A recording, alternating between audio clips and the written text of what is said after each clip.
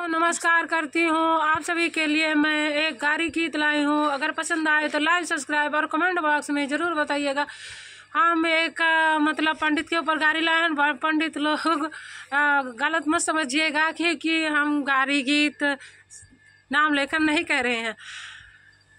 जान्यान वेद पुराण कौशल पंडित भया है। जान्यान वेद पुराण कौशल पंडित भया है।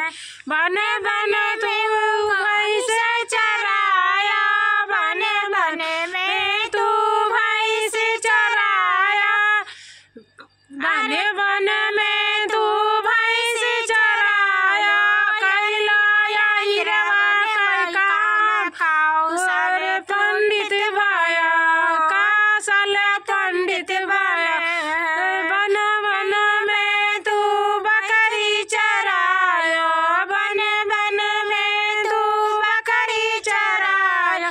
जान्यान वेद पुराण कौशल पंडित भया।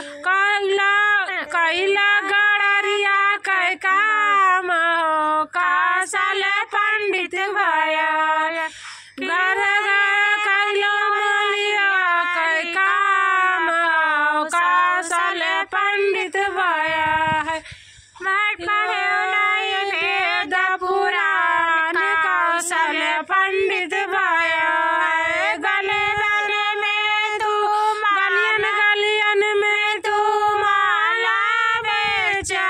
कैला मलिया कै काम हो, कौशल पंडित भया है, कौशल पंडित भया है। कैला दुनो जन वेद पुराण कौशल पंडित भया।